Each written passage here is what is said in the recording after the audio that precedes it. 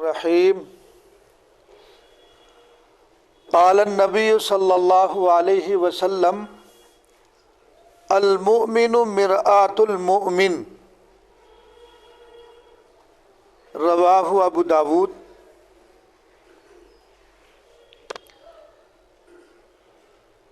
نبی کریم صلی اللہ علیہ وسلم نے ارشاد فرمایا مومن مومن کا آئینہ ہے۔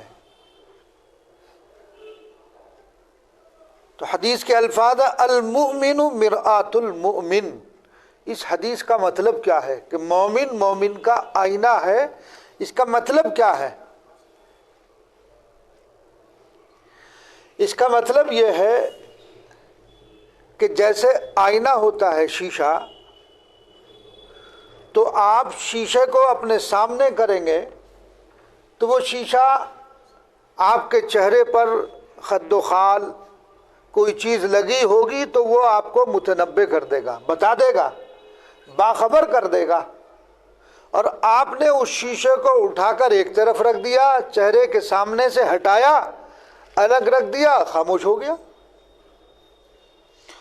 تو حدیث کا مطلب یہ ہے کہ جس طرح آئینے کو سامنے کرنے کے بعد ہمارے اندر ہمارے چہرے پر ظاہر اعضاء پر کچھ لگا ہوا ہے تو وہ باخبر کر دیتا ہے، ایسے ہی مومن کو ہونا چاہیے کہ اگر ایک مسلمان دوسرے مسلمان کے اندر کوئی عیب دیکھے، کوئی برائی دیکھے تو اس کو بتلا دے اور بتلا کر خاموش ہو جائے، شیشے کی طرح۔ اس لیے کہ آئینہ جو ہے وہ برائی کو کہتا نہیں پھرتا ہے، گاتا نہیں پھرتا ہے۔ ایسے ہی مومن کو ہونا چاہیے کہ مومن جب کوئی برائی دیکھ لے، دیکھنے کے بعد اس سے اس کو باخبر کر دے جس کے اندر وہ برائی پا جا رہی ہے، اور پھر خاموش ہو جائے۔ یہ نہیں کہ چوپالوں پر بیٹھ کر، سڑکوں پر اور ہوٹلوں میں بیٹھ کر کے اس پر تذکرہ ہو، تبصرہ ہو، فلاں میں یہ برائی ہے، فلاں میں یہ عیب ہے، فلاں میں یہ عیب ہے۔ معلوم ہوا کہ آپ کا مقصود اصلاح نہیں ہے۔ بھائی جو برائی جس میں دیکھی آپ نے اس کو بتلا دی، باہر جا کر آپ شور مچا رہے ہیں تو مطلب کیا ہوا؟ وہ تو ٹھیک ہے، آپ نے اس کو بتا دی، اس نے اس نصیحت کو قبول کر لیا کہ ٹھیک ہے یہ میری غلطی ہے، لیکن جس غلطی میں وہ مبتلا تھا آپ نے کیا کیا؟ باہر جا کر جب اس کا اشتہار کیا تو اس سے بڑے گناہ میں آپ مبتلا ہو گئے، اس سے بڑے گناہ کے اندر آپ مبتلا ہو گئے۔ تو اس لیے حدیث شریف میں اللہ کے رسول صلی اللہ علیہ وسلم نے ارشاد فرمایا کہ آئینے کی طرح بنو۔ دیکھو دنیا میں کوئی انسان ایسا نہیں ہے کہ جس میں کوئی عیب نہ ہو۔ رسول اللہ صلی اللہ علیہ وسلم اور تمام انبیاء یہ معصوم ہے، صحابہ محفوظ ہے، اس کے علاوہ ہر ایک سے غلطی ہوتی ہے۔ حدیث میں ہے اللہ کے رسول صلی اللہ علیہ وسلم نے فرمایا کلکم خطاؤن وخیر الخطائین التوابون، تمام انسان خطا کار ہے لیکن بہترین خطا کار وہ ہے کہ خطا ہونے کے بعد توبہ کر لے۔ معلوم ہوا حدیث شریف سے کہ ہر ایک سے خطا ہوتی ہے، کلکم خطاؤن، تو خطا ہر ایک سے ہوتی ہے۔ لہذا جب یہ مسلم ہے کہ خطا غلطی ہر ایک سے ہوگی، تو اگر اس خطا پر کوئی متنبہ کرے تو آپ اس کو اپنا محسن سمجھیں، آپ اس کو اپنا خیر خواہ سمجھیں، بدخواہ نہ سمجھیں۔ اس کی نیت کچھ بھی ہو، بدخواہی ہو، چلو، لیکن آپ کو تو صحیح بات بتا رہا، آپ کو تسلیم کر لینا چاہیے، مان لینا چاہیے۔ وہ غلطی اگر آپ کے اندر واقعتاً ہے تو کیا کرو؟ اس غلطی کو دور کرنے کی کوشش کرو۔ دوسرا کیا کر رہا ہے چھوڑ دو، وہ گنہگار ہوگا اگر وہ اس کی تشہیر کر رہا ہے۔ تو ہمارے معاشرے میں یہ بہت بڑی برائی ہے کہ اگر کسی میں کوئی عیب دیکھ لیتے ہیں تو دوسروں سے، تیسروں سے، چوتھوں سے اس کا تذکرہ ضرور کرتے ہیں۔ مومن کو ایسا نہیں ہونا چاہیے۔ ایک دوسری حدیث میں المؤمن اخو المؤمن، دیکھو اگر حقیقی بھائی ہوں، اگر حقیقی بھائی میں کوئی عیب ہے تو بھائی اس کو چھپاتا ہے، بتائے گا نہیں کہ میرے بھائی میں یہ عیب ہے، میرے بھائی میں یہ برائی ہے، بتائے گا نہیں، چھپائے گا۔ کیوں؟ کہ وہ میرا بھائی ہے، تو ایسے ہی مسلمان بھی آپس میں بھائی بھائی ہیں۔ جیسے تم خونی رشتہ ہونے کی بنیاد پر اس کی برائیوں کو چھپا رہے ہو، ایسے ہی مومن بھی تمہارا بھائی ہے، لہذا اگر اس میں کوئی برائی دیکھو اس کو متنبہ کر دو اور خاموش ہو جاؤ، کہتے نہ پھرو۔ یہ کہنا یہ گناہ کبیرہ ہے، دوسرے کو عیوب کو اچھالنا۔ ایک مرتبہ کا واقعہ ہے، نبی کریم صلی اللہ علیہ وسلم بیت اللہ کا طواف ہو رہا ہے اور طواف کے بعد آپ بیٹھ گئے۔ نبی کریم صلی اللہ علیہ وسلم نے صحابہ سے فرمایا کہ یہ کیا ہے؟ صحابہ نے عرض کیا یا رسول اللہ یہ بیت اللہ ہے۔ کہ کتنا بعظمت ہے، اگر کوئی اس کو توڑنے لگے ڈھانے لگے تو تم کیا کرو گے؟ کہ حضور ہم تو اپنی جان قربان کر دیں گے اس کی حفاظت کی خاطر۔ رسول اللہ صلی اللہ علیہ وسلم نے فرمایا ایک چیز اور ہے جو اس سے بھی زیادہ بعظمت ہے۔ صحابہ متوجہ ہوئے کہ بیت اللہ سے بڑھ کر وہ کون سی چیز ہے؟ تو نبی کریم صلی اللہ علیہ وسلم نے صحابہ کرام رضی اللہ تعالی اجمعین سے فرمایا وہ ہے ایک مسلمان کی عزت۔ بیت اللہ سے بھی بڑھ کر ہے، مومن کی عزت بیت اللہ سے بڑھ کر آپ صلی اللہ علیہ وسلم ارشاد فرما رہے ہیں۔ تو ہم تو نامعلوم روزانہ کتنے بیت اللہ ڈھا رہے ہیں۔ ذرا سا کل تک دوستی تھی، کسی بات پر انبن ہو گئی، اختلاف ہو گیا، اب دیکھو اس کے عیوب کو کیسے اچھالتے پھرتے ہیں۔ تو یہ عزتوں کو پامال کرنا نہیں ہے، یہ مومن کی عزت کو ڈھانا ہی تو ہے۔ تو اس لیے مومن کی عزت اللہ تبارک و تعالیٰ کے نزدیک بیت اللہ سے بھی بڑھ کر ہے۔ تو اس لیے کسی کی عزتوں پر حملہ مت کرو، بلکہ اس کی عزت کو اس طور پر برقرار رکھو، کوئی عیب اس میں دیکھ رہے ہو مطلع کر دو اور خاموش ہو جاؤ۔ تمہاری ذات سے اگر کوئی عیب دیکھا تم اس کو اچھالنے پھر رہے ہو، تمہاری ذات سے دوسرے کو کوئی ایذا نہیں پہنچنی چاہیے۔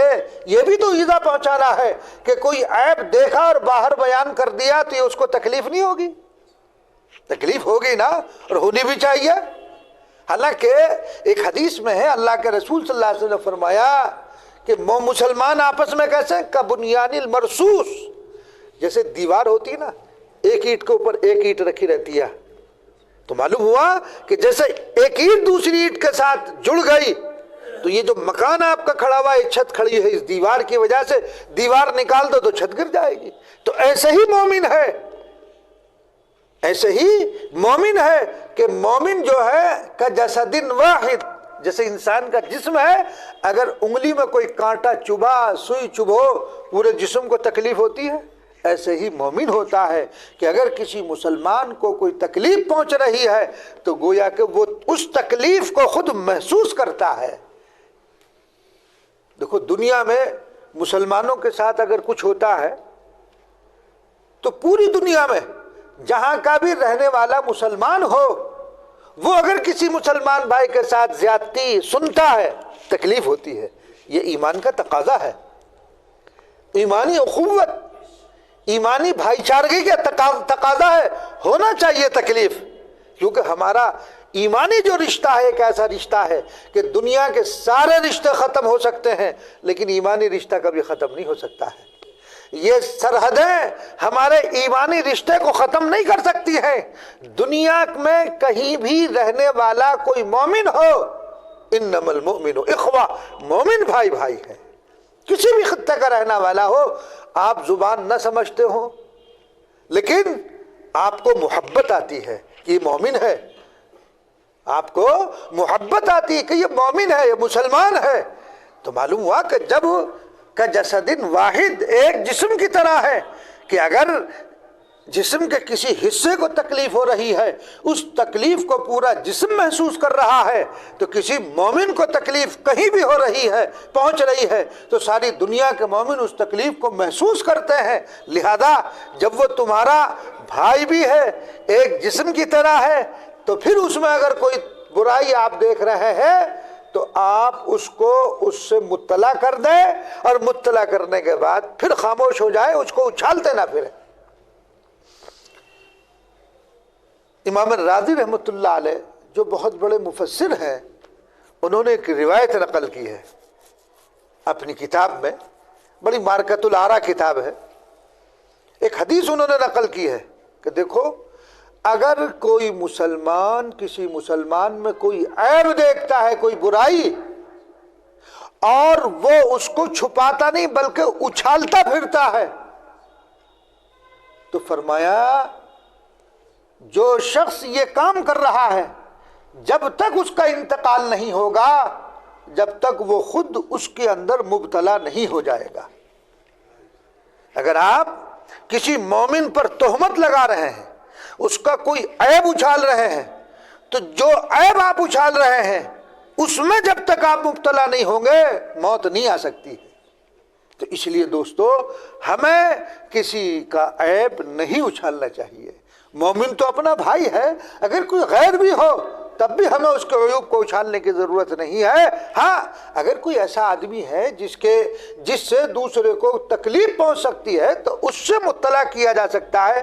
آپ کو معلوم ہے کہ یہ آدمی معاملات کا خراب آدمی ہے، مزاج کا اچھا آدمی نہیں ہے، آپ نے اس کو، اپنے بھائی کو ایک نقصان سے بچانے کے لیے اگر مطلع کر دیا کہ دیکھو اس سے معاملہ مت کرنا، اگر معاملہ کرو تو نقد میں کرنا، ادھار کا بالکل نہیں کرنا، اس لیے کہ یہ آدمی ادھار کے لائق نہیں ہے. اگر آپ نے اپنے بھائی کو نقصان سے بچانے کے لیے مطلع کیا، یہ نیت نہیں کہ آپ اس کی کوئی برائی بیان کر رہے ہیں، بلکہ آپ کے ساتھ ایسے معاملات اس کے گزر چکے ہیں، اس کی وجہ سے آپ متنبع اس کو کر رہے ہیں، اس میں کوئی حرج کی بات نہیں ہے.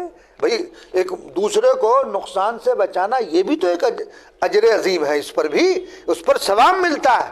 تو لہذا رسول اللہ صلی اللہ علیہ وسلم نے فرمایا المؤمن مرآۃ المومن، مومن کا آئینہ ہے. جس طرح سے آئینہ عیوب کو دیکھ کر مطلع کر دیتا ہے، آئینے کو دیکھنے کے بعد انسان اپنے عیوب پر مطلع ہو جاتا ہے، اور جب وہ مطلع ہو گیا تو اس کو اپنی اصلاح کی طرف کوشش کرنی چاہیے، اور آئینے کو جب ایک طرف رکھ دیا تو وہ خاموش ہو گیا. ایسے ہی ہم اگر کسی کو کوئی عیب، کوئی برائی دیکھیں تو اس کو خاموشی سے بتائیں، سب کے سامنے نہیں، چونکہ پھر اس کی بے عزتی ہوگی. اور کیا پتہ، کچھ ضروری نہیں ہے کہ جو تم بتا رہے ہو وہ غلط ہی ہو سکتا ہے تمہارے ذہن میں بات غلط ہو اور وہ صحیح کر رہے ہو عمل. تو اس لیے تنہائی میں بتاؤ کہ بھائی ہمیں جیسا معلوم ہے کہ آپ کے اندر یہ عیب ہے، اگر واقعی عیب کی بات ہے تو آپ اصلاح کر لیں، اور اگر نہیں ہے تو آپ ہماری اصلاح فرما دیں.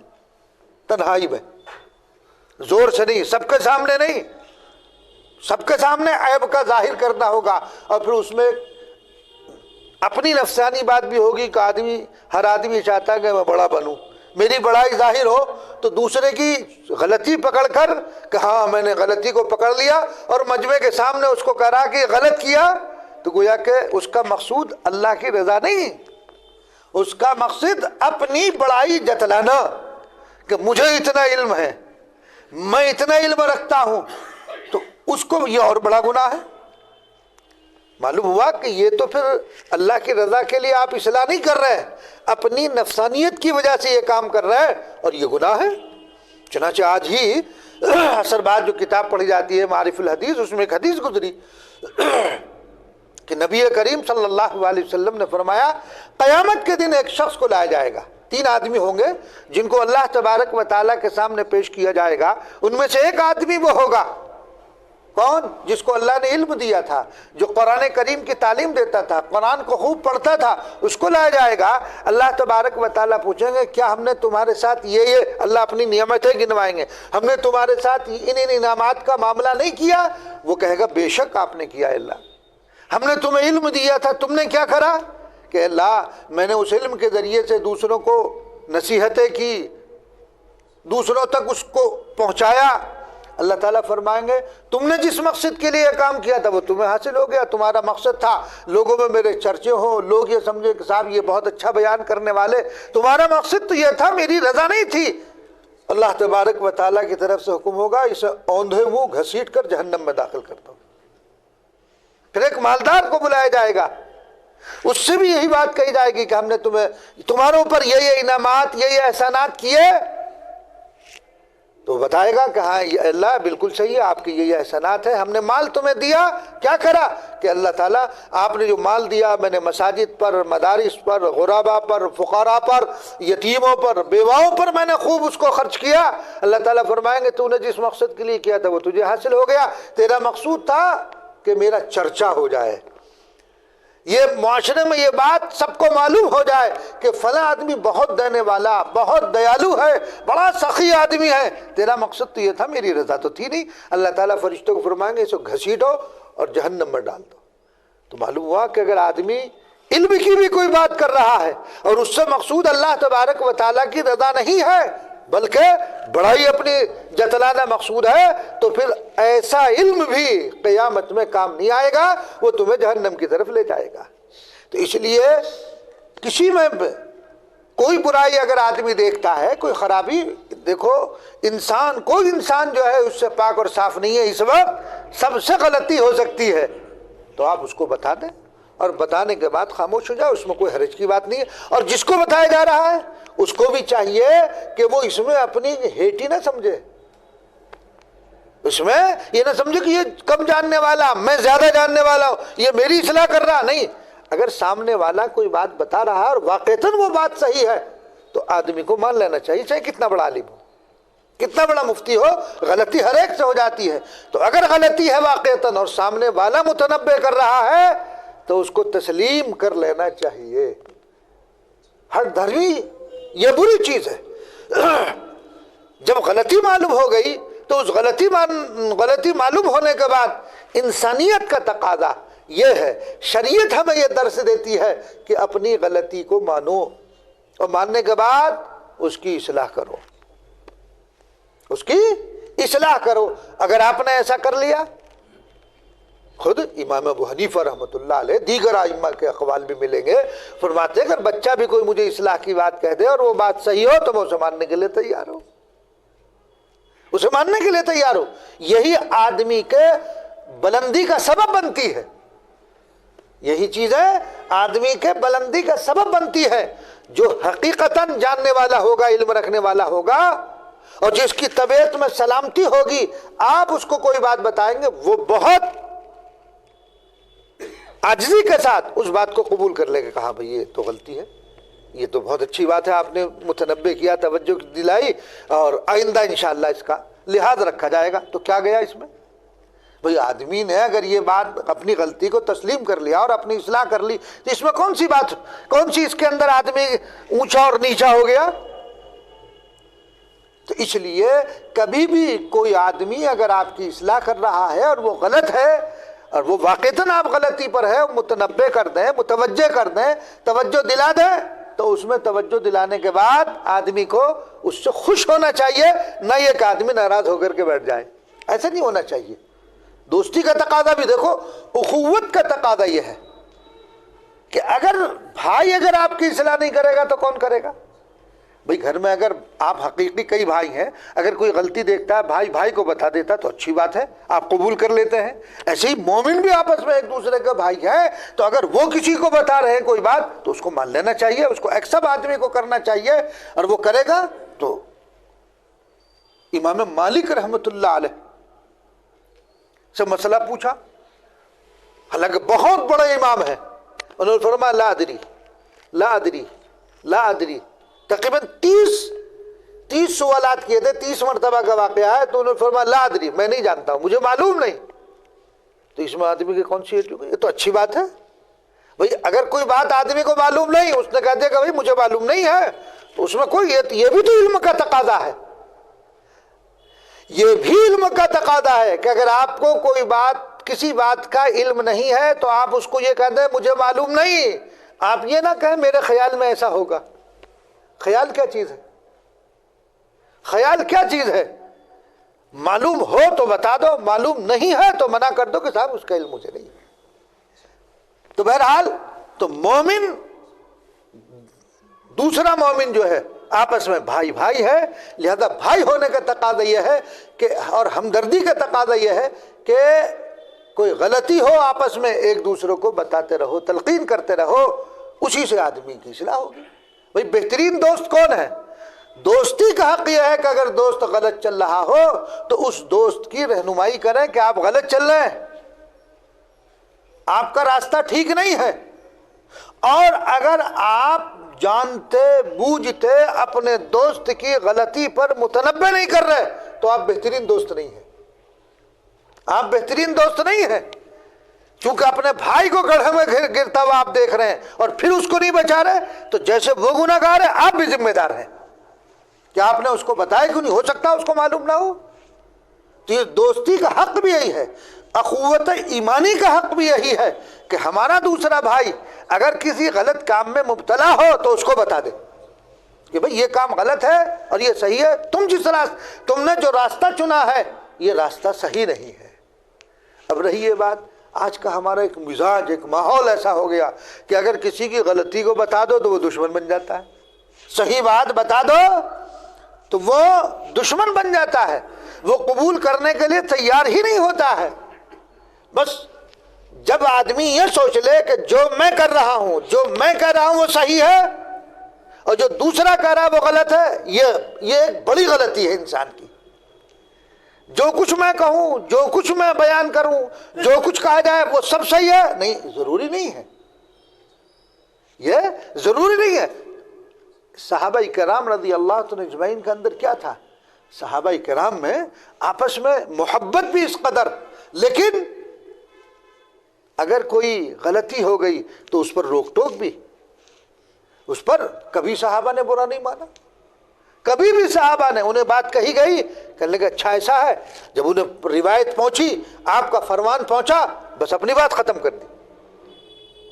میں نے آپ کو پہلے بھی واقعہ سنایا، حضرت امیر معاویہ رضی اللہ تعالیٰ عنہ، روم سے ان کی لڑائی چل رہی، جنگ جاری ہے، تو جنگ بندی کا معاہدہ ہو گیا کہ فلاں تاریخ تک جنگ نہیں کریں گے، معاہدہ ہو گیا۔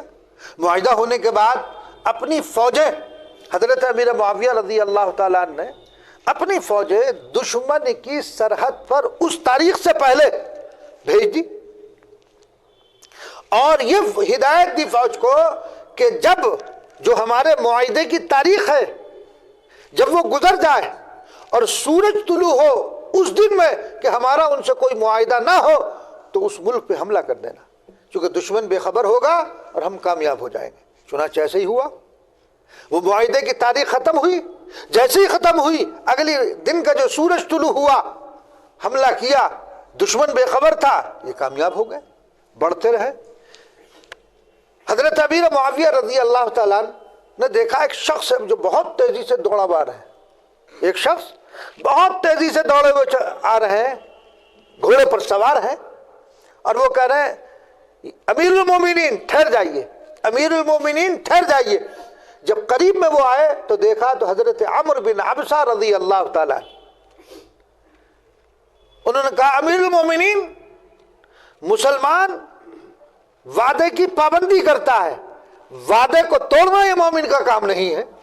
حضرت امیر معاویہ رضی اللہ تعالیٰ عنہ جلیل القدر صحابی سوچنے لگے کہ میں نے کون سے معاہدے کو توڑا ہے، میں نے کون سی بدعہدی کر لی ہے۔ حضرت امیر معاویہ فرماتے ہیں کہ میرے نیچے سے ایسا لگا جیسے زمین کھسک گئی ہو۔ تو حضرت عمرو بن عبسہ رضی اللہ تعالیٰ عنہ سے حضرت امیر معاویہ رضی اللہ تعالیٰ عنہ نے فرمایا کہ میں نے کون سی بدعہدی کی ہے؟ کہا کہ میں نے رسول اللہ صلی اللہ علیہ وسلم سے سنا ہے کہ جب کسی سے معاہدہ کرو اور وہ معاہدہ پورا ہو جائے تو جب تک اس کو اطلاع نہ کر دو اس پر حملہ آور مت ہو۔ آپ نے اطلاع نہیں کی ہے۔ حضرت امیر معاویہ رضی اللہ تعالیٰ عنہ نے فرمایا اے عمرو بن عبسہ، کیا واقعی یہ بات تم نے رسول اللہ صلی اللہ علیہ وسلم سے سنی ہے؟ حضرت عمرو بن عبسہ کہتے ہیں کہ میرے کانوں میں آج بھی آقا کی آواز گونج رہی ہے، آج بھی۔ حضرت امیر معاویہ رضی اللہ تعالیٰ عنہ کا گھوڑا جس مقام پر کھڑا تھا 1 انچ آگے نہیں بڑھے کہ جب حضور کا فرمان آ گیا وہیں سے واپس لوٹ گئے اور وہ ملک ان کے حوالے کر دیا۔ یہ ہے مومن کی شان۔ معلوم ہو گئی، حدیث سامنے آ گئی، رسول اللہ صلی اللہ علیہ وسلم کا فرمان سامنے آ گیا، تو اب اپنی عقل کو نہیں دوڑانا، حضور کا فرمان سامنے آ گیا، سب کچھ قربان۔ اس لیے کہ ہم جو کچھ کر رہے ہیں وہ اللہ کے کلمے کو بلند کرنے کے لیے، اگر اس میں کوئی چیز غلط ہم سے ہو رہی ہے تو مقصد ہمارا فات ہو رہا ہے۔ زیادہ وہ ملک خالی کر کے واپس آ گئے. اسے کہتے ہیں ایمان. یہ ہے مومن کی بات. تو اور ہمارے سامنے رات دن رسول اللہ صلی اللہ علیہ وسلم کے فرمان سامنے آتے ہیں، لیکن ہم ان فرمانوں کی کوئی رعایت نہیں کرتے، کوئی اس پر عمل نہیں ہے. ادھر سنا اور ادھر کو نکال دیا. تو اس لیے جب بھی ہمارے سامنے آقا نامدار جناب محمد الرسول اللہ صلی اللہ علیہ وسلم کا کوئی فرمان ہمارے سامنے آ جائے، بلا چون و چرا ہمیں اسے تسلیم کر لینا چاہیے. بلا چون و چرا ہمیں اسے تسلیم کر لینا چاہیے. لہذا جب یہ فرمان ہمارے سامنے آ گیا المؤمن مرآۃ المؤمن، مومن مومن کا آئینہ ہے، تو لہذا اب آئینہ بن جاؤ، آئینے کی طرح ہو جاؤ. کسی کا عیب دیکھو آئینے کی طرح بتلا کر خاموش ہو جاؤ جیسے آپ کو پتہ ہی نہیں ہے. تو کریں گے اس حدیث پہ عمل؟ ہاں، آج سے یہ ارادہ کریں انشاءاللہ ثم انشاءاللہ. اگر ہم نے کسی کا اندر کوئی عیب دیکھا، یہ ہمارے میں کوئی عیب ہے اور کوئی دوسرا ہمیں اس عیب پر مطلع کر رہا ہے، تو ہم اپنی اصلاح کریں.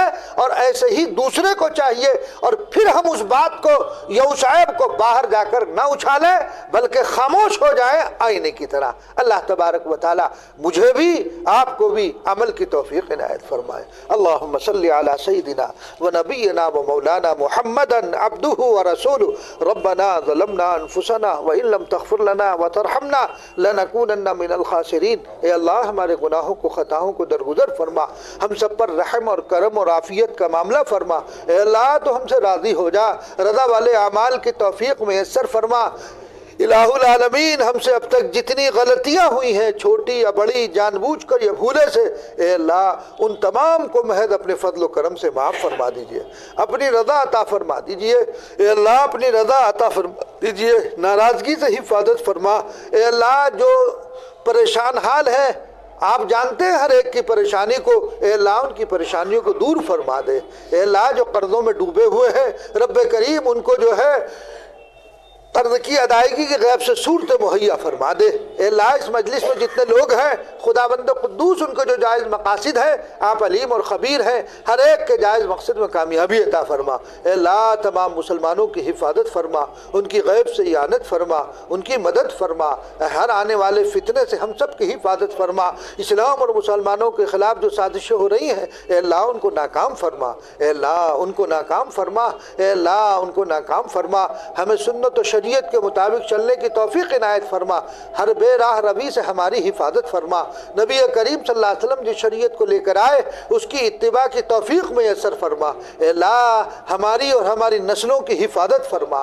اے اللہ ہماری اور ہماری نسلوں کی حفاظت فرما.